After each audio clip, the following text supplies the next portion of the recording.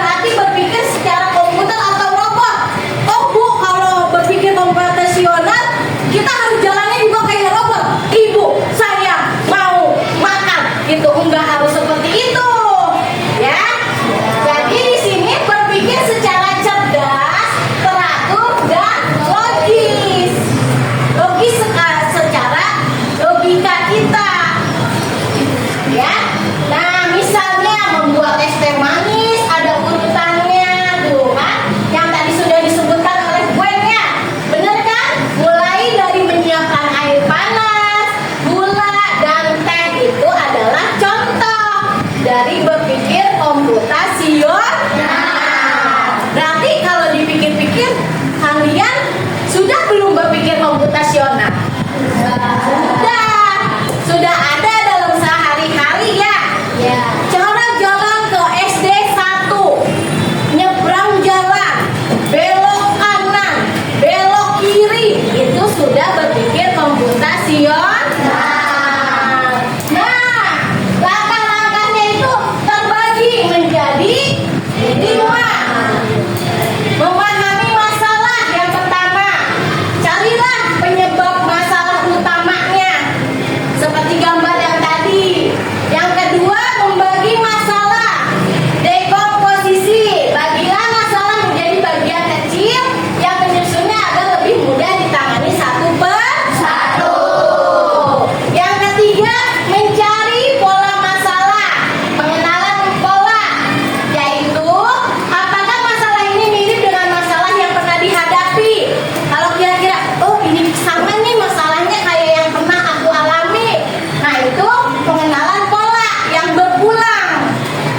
Yang keempatnya, memilah informasi penting, masalah abstraksi. Jadi pilah dan fokuslah pada informasi penting untuk menyelesaikan masalah.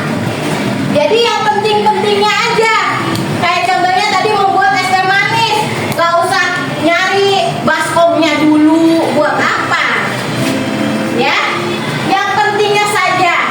Yang kelima, menyusun langkah penyelesaian masalah, berpikir algoritmis. Jadi buatlah solusi langkah demi langkahnya.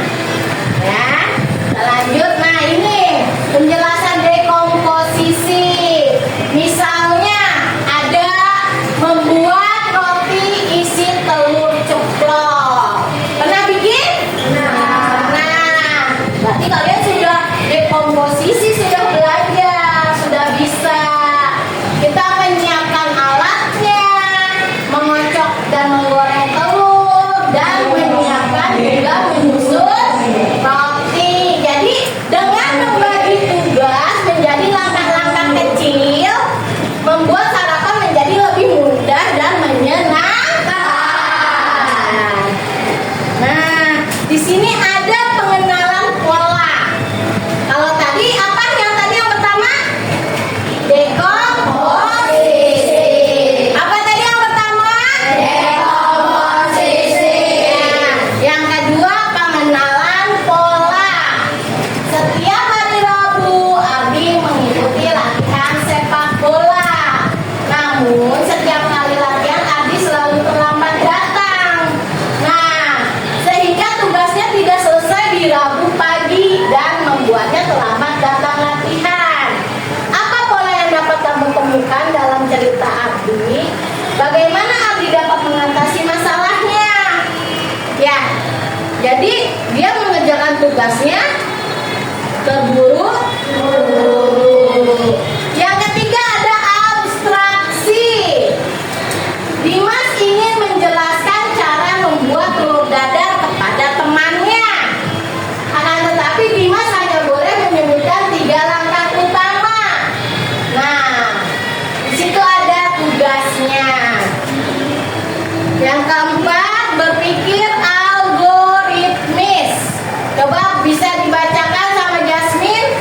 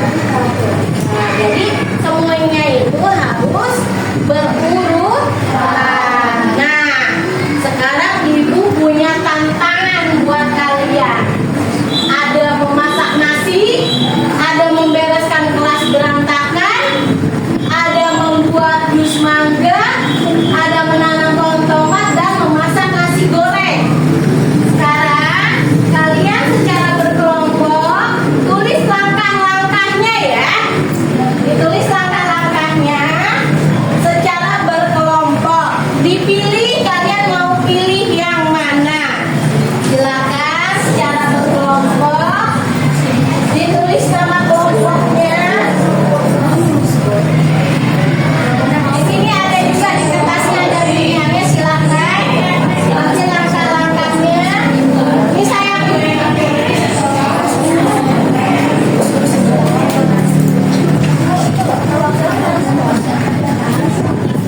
ya, silakan dikerjakan.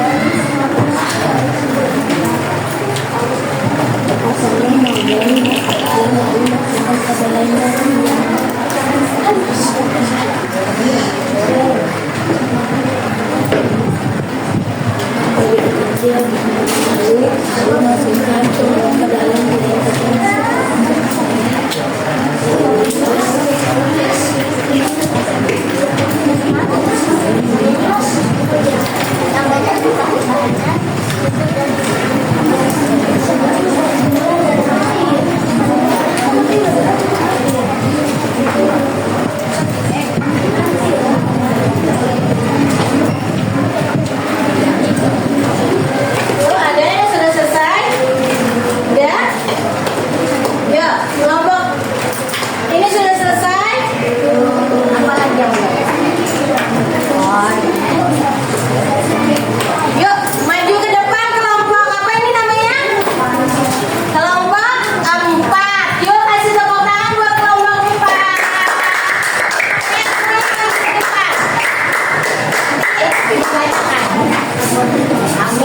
Kami biasa.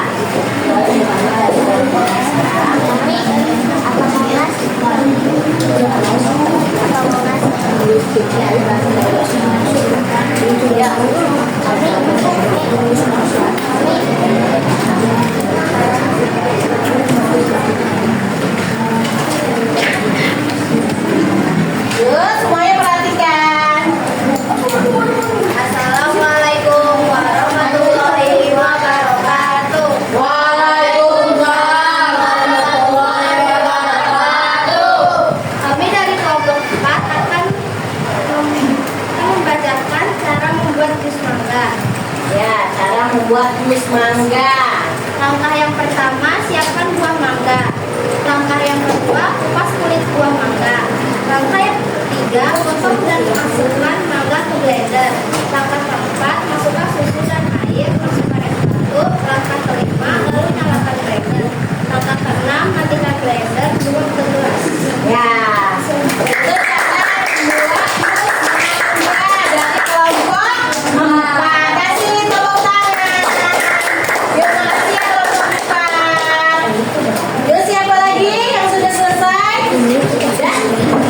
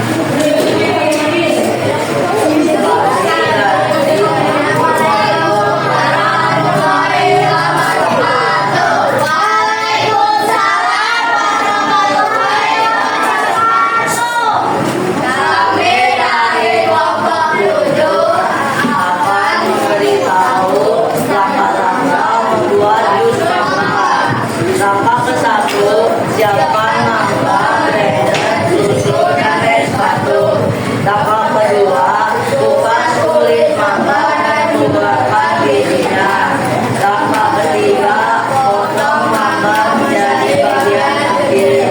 Langkah keempat, masukkan potongan mangga dan susu ke dalam blender. Langkah kelima, tutup blender dan menunggunya. Langkah keenam, tuangkan jus mangga ke dalam gelas, lalu tuangkan es batu. Iya, terima kasih. Ya, jadi sepertinya kalian semua sudah, alhamdulillah sudah memahami bagaimana langkah-langkah atau dekomposisi. Nah, dari sini kita akan merefleksikan apa manfaat berpikir menggunakan prinsip berpikir komputasional. Apa coba manfaatnya kalau kita berpikirnya sesuai dengan langkah-langkah, dengan cara-cara yang lebih gampang. Jadi gimana manfaatnya?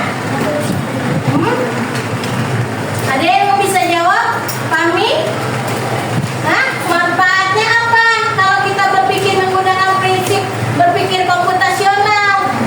Pekerjaan akan lebih mudah, akan lebih cepat selesai, karena udah nggak bingung lagi. Kita udah tahu, oh aku tuh nanti besok pagi bangun tidur aku harus segera mandi, sarapan, berangkat sekolah supaya tidak kesiangan. Nah itu berpikir komputasional. Nah yang keduanya ada pertanyaan, kapan kita bisa pakai cara ini dalam kehidupan nyata? Kapan? Nah, saat ini sehari-hari kita, ya. Di sehari-hari kita bisa pakai berpikir komputasional. Kita ngelihat kelas berantakan. Gimana ini caranya? Oh, aku tahu. Yang pertama, ambilin sampah. Yang kedua, sapu. Yang ketiga, dipel. Akhirnya ruangannya menjadi nyaman. Ya, itu adalah berpikir komputasional. Jadi jangan ketika ibu bilang kita akan belajar coding. Aduh, coding itu apa ya Bu? Apa ya Bu? Pas ibu bilang berpikir komputasional. Oh, berarti kita harus kayak robot Bu, harus kayak komputer. Jadi nanti ditanya mamanya, Dek kamu udah pulang? Udah, Mama. Kenapa kamu ngomongnya begitu? Kan aku habis belajar coding. Jadi nggak harus seperti robot, tapi berpikirnya secara komputasional. Nah, sekarang kesimpulannya. Kesimpulan dari berpikir komputasional adalah cara berpikir yang cerdas, teratur dan logis untuk menyelesaikan masalah yang rumit. Ya. Nanti kalian banyak di kehidupan nyata banyak pemecahan masalah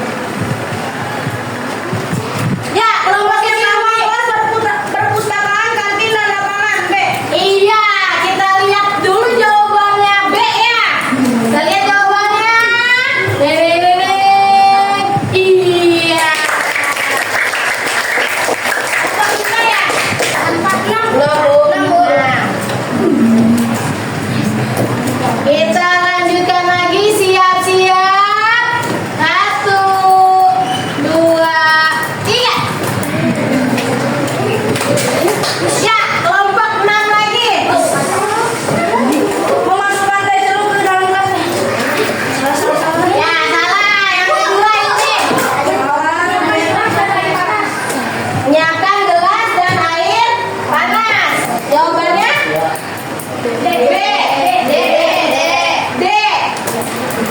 Menyatakan gerakan air panas. D, kita lihat jawabannya.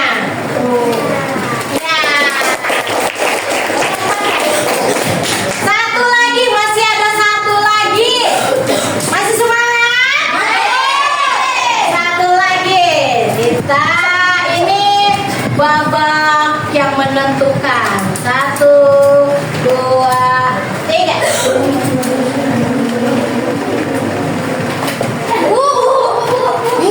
Abang sana dulu. Nomor 5 jawabannya. B. Membagi pekerjaan menjadi beberapa bagian, membuat desain karakter, membuat aturan permainan, lalu menulis kode program. Iya, kita lihat jawabannya betul atau salah. Ya, jawabannya betul. Tadi kamu setuju.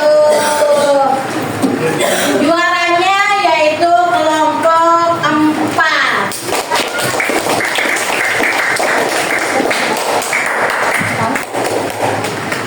Ya, cukup sekian dari